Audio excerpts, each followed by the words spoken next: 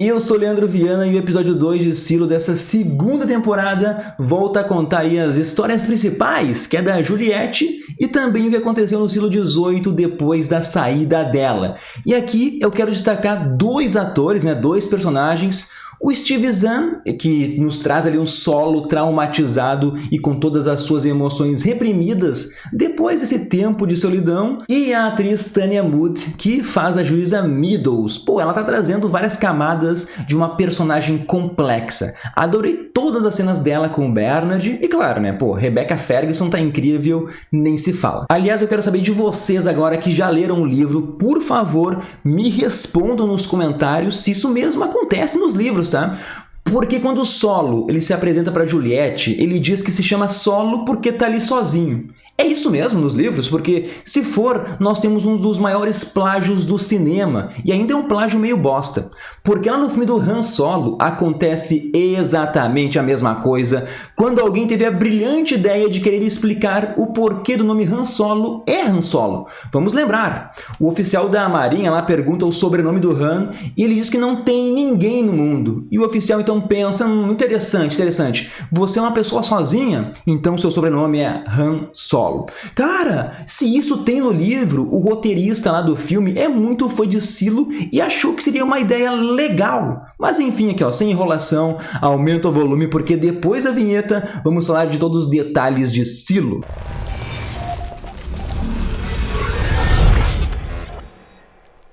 Já quero começar o vídeo falando desse arco aí, Juliette Solo. Aliás, não sei se vocês pegaram a referência, porque quando o Solo pergunta assim se o nome dela é igual ao da peça, ele está se referindo a Romeu e Julieta.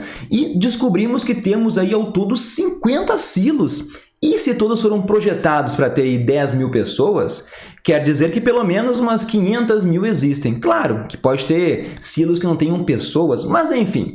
A gente tem ótimas informações nessas conversas, como por exemplo, o Solo pergunta se a Juliette foi enviada para limpar igual ao Ron Tucker, que é uma pessoa do silo 17. Aliás, essa é outra informação que nos foi confirmada.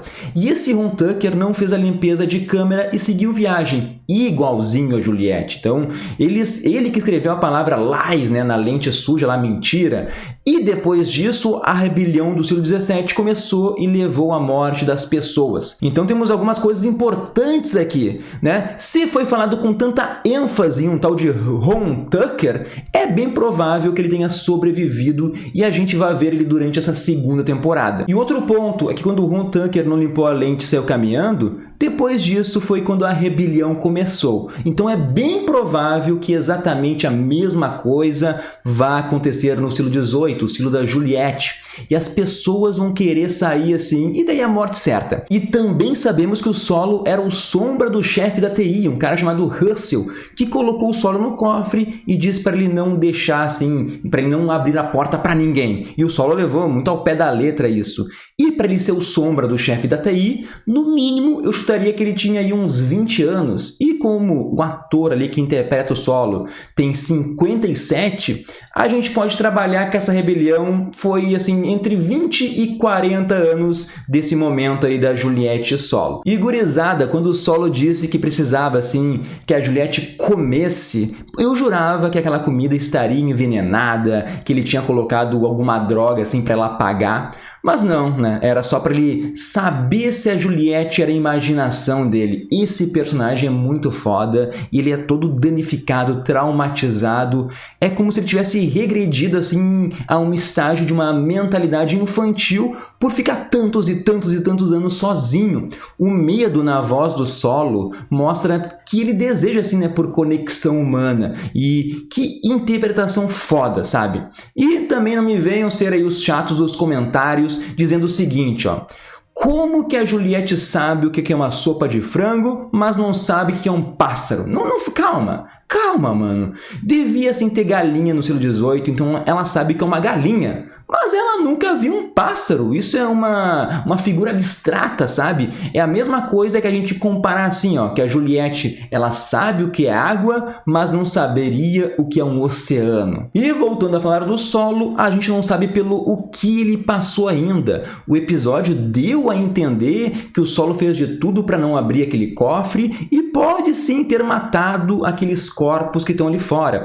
Eu acho que não é tão simples assim. Talvez existam outras pessoas que mataram essas pessoas, né, que estão ali no chão, né, tentando chantagear o solo a abrir essa porta, e por isso que ele não quer lembrar e conversar sobre esse assunto.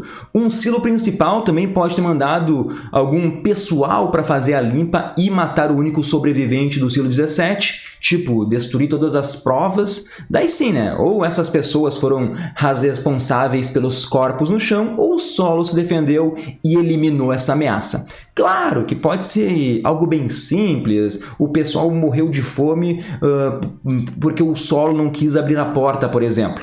Mas, como no episódio 1 o solo deu um recado que iria matar a Juliette caso ela entrasse, é bem provável que ele possa ter feito isso. Mas daí eu acredito que tenha sido uma grande ameaça para ele, sabe? E depois do episódio de hoje, eu estou convencido que tem mais pessoas dentro do silo 17, porque teve uma hora que o ângulo da câmera mostrava a perspectiva de alguém observando. E daí eu vou ter que dizer, né, que, pô, eu errei semana passada, ou retrasada, fui moleque sim, porque alguém deve ter cortado a corda da Juliette. Agora pra mim tá claro. E o mais louco ainda é se a gente fazer uma conexão e essa pessoa aí dentro seja o tal do Ron Tucker. E antes que eu esqueça, o Solo também falou algo interessante sobre o que matou as pessoas lá fora, sobre o veneno que vai e vem. E com essa informação acredito que a gente pode descartar a possibilidade assim do oxigênio, do ar ser tóxico.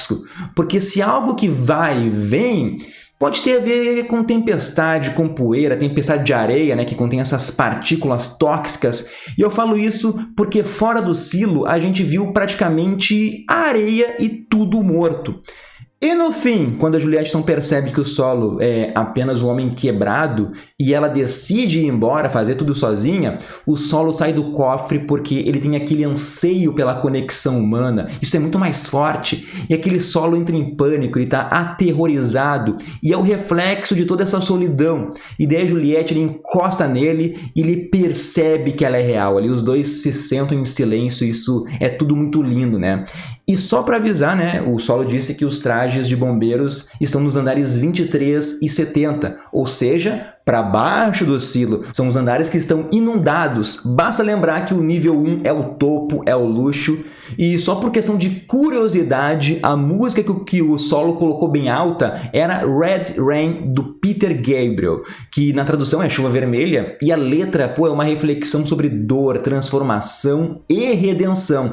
Tem até uma parte que fala sobre confiança de uma criança, que é tipo a abertura para a transformação. Pô, incrível isso. E se tu gostou de tudo que eu disse, por favor, mano, não custa nada, dá um like nesse vídeo, te inscreve no canal, ativa o sininho, tudo isso vai ajudar muito o Nerdverso. E sim, eu não falei antes, mas eu também me pergunto onde que o Solo arranja comida, onde que ele dorme, do que se alimenta, né? Ele deve ter uma dieta balanceada lá, talvez alguma maneira de cultivar alimentos.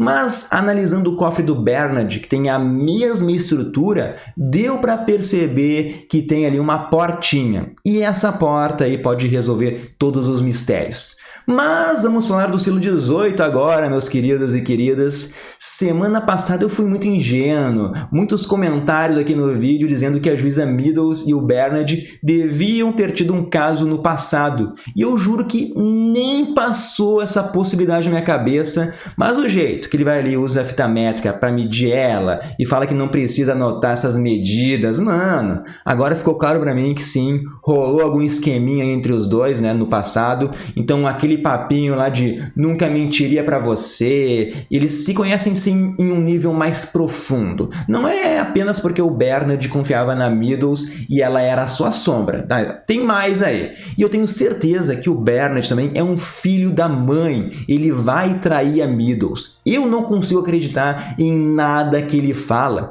Vou até soltar uma teoria aqui. Eu acho que sim, que o Bernard ele vai enviar Meadows para limpeza, mas ao invés de desligar ligar as câmeras, ele vai transmitir tudo ao vivo e vai falar que a juíza ainda se voluntariou para testar a tal nova fita que estão desenvolvendo na TI, que nem a Juliette, sabe? Só que ele vai fazer a Meadows fazer ela ser um sacrifício, vai botar uma fita podre nela ali e daí todos vão ver ela morrendo e vai acabar com os rumores que a Juliette está viva. Eu posso estar errado e talvez ainda exista uma paixão calorosa no Bernard, mas eu acho que ele ama muito mais aí a tal ordem. E temos a confirmação que Bernard e juíza Meadows sempre souberam da existência de outros silos, mano. E eles sabiam que tinha dado uma grande merda no 17, mas com certeza Meadows, em algum momento, começou a questionar e ir contra o pensamento da ordem, do livrinho ali, mas pra mim isso é o que fez ela desistir de ser a sombra do Bernard. Tanto que ela diz, né, ele pede pra ele fazer várias coisas, tipo, liberta o magrão da mecânica que pichou a parede, prende alguém aqui do alto escalão, mas o Bernard, ele não dá ouvidos a essas dicas, e também com a Meadows descobrindo que ele mentiu sobre a Juliette pedir pra sair. Pede pra sair! Pede pra sair! Pede pra sair! Pede pra sair! Acho que ela vai ficar bem esperta esperando essa traição. E me surpreende também que a Meadows sabe que o Billings tinha tal síndrome e ainda a juíza nos deu uma baita explicação aí do porquê isso acontece, que não tem nada a ver com distúrbio sanguíneo ou deficiência de vitaminas. É só uma reação do ser humano a uma situação que não é natural. Nós não fomos feitos para viver no subsolo, debaixo da terra. E isso é o corpo reagindo, causado pelo sofrimento psicológico de viver dentro do silo. Para mim também tem a ver com a falta de sol, né? Que daí vai gerar uma falta de vitamina. Mas não vou me aprofundar aqui. E outra coisa, meus amigos, a Meadows também pode estar lidando com alguma doença terminal. E esse pode ser o motivo dela querer sair do silo, tá? E antes de eu falar mais detalhes interessantes, deixa eu aproveitar esse momento para fazer um convite para vocês, para todos participarem do nosso Clube Nerdverso. Tem planinhos ali a partir de R$ 4,90, onde vocês vão ajudar a gente a manter a qualidade do canal, fazer mais vídeos, mas todo mês tem prêmios aí para os membros, muitos outros benefícios, né? O nome de quem faz parte do clube sempre aparece aqui do ladinho. Muito obrigado a todos vocês que acreditam no projeto do Nerdverso, tá, pessoal? E vou deixar o link na descrição desse vídeo para quem quiser fazer parte do clube e ajudar o Nerdverso. Algo que a gente cogitava desde a temporada passada é que existe uma droga ali que apaga a tua memória. O Sims faz a proposta para o Kennedy, né? Que foi uma das pessoas, vamos lembrar, o Kennedy, ele ajudou a Juliette na temporada passada. Tentou, né, transmitir lá nos telões aquele vídeo fake, pensando que era tudo real lá fora. E o Kennedy, ele faz um pequeno acordo com o Sims para poder esquecer, né? Esquecer da sua esposa, que ela existiu, porque desde que a esposa morreu, isso destruiu o Kennedy. E se existe uma droga com esse poder, isso pode muito bem explicar como as pessoas do silo vão esquecendo das coisas com o passar do tempo, do porquê ninguém lembra assim muito bem da rebelião. Na temporada passada, até falei que a água do silo poderia ter sido misturada assim com essa droga para manter as pessoas elas mais tranquilinhas.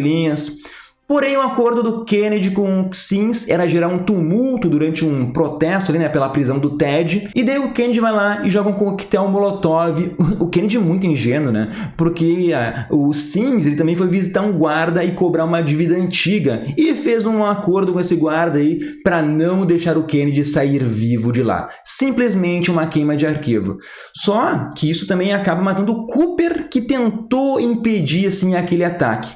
Isso meio que faz o Knox e a Shirley eles se unirem. Eles sabem que foi o judicial que tentou dar um jeito de incriminar o pessoal da mecânica ali. Aliás, pô, adorei a parte que o Knox diz, né? Pô, Shirley, se quiser descontar tua raiva em mim, pode me dar um soco à vontade. A Shirley vai lá e dá um socão nele. Pô, muito bom, muito bom. Mas temos algo importante. Ele encontrou ali nomes e talvez isso tenha relação com a última rebelião do Silo 18. Talvez são os nomes das pessoas que foram mortas, tipo uma lembrança pelos seus feitos, né, para que elas nunca sejam esquecidas. Ou algo relacionado também com alguém que não fez a limpeza. Ou alguma pichação também que vai fazer conexão com a Juliette vive. O Knox, ele vai querer, eu acredito que fazer uma rebelião silenciosa. Pô, a Shirley estava muito ali no impulso, né?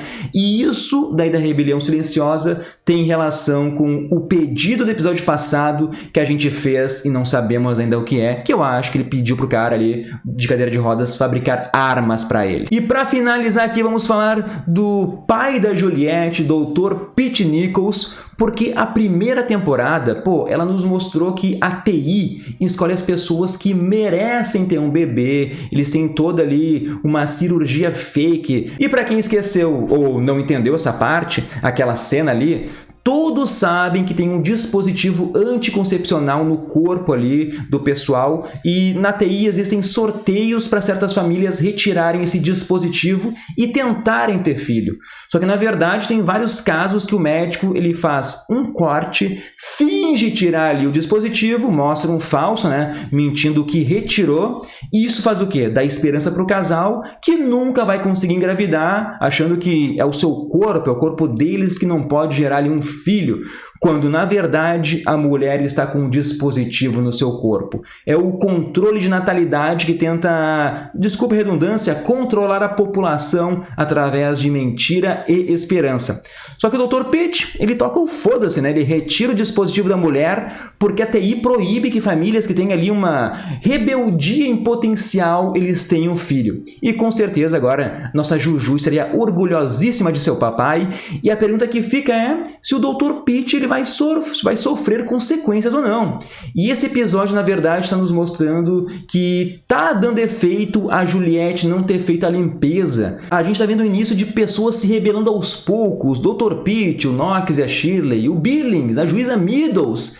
E também isso mostra o quão importante vai ser, então, Juliette voltar para o Silo ou se comunicar com ele, né? Pode ser através de algum radinho, de alguma tela de TV. Algo precisa ser feito, porque eu não quero que essas pessoas elas tenham o mesmo destino do pessoal do Silo 17. Comentem o que vocês acharam do episódio. Pô, pra mim ele foi sensacional e já tô ansioso pra semana que vem. Que já adianto pra vocês aqui, o vídeo ele deve atrasar ou talvez nem saia, tá? Vocês que decidem aí se querem que eu lance ele por segunda ou terça-feira, comentem por favor, tá? E se quiserem saber onde estarei, bora pro Instagram. Sigam o Nerdverso lá, tá? Caso vocês não sigam no Instagram também. Então, pessoal, nos encontramos no próximo vídeo por aqui. Não se esqueçam de ouvir o podcast do Nerdverso. É isso aí, gurizada. Tchau, tchau!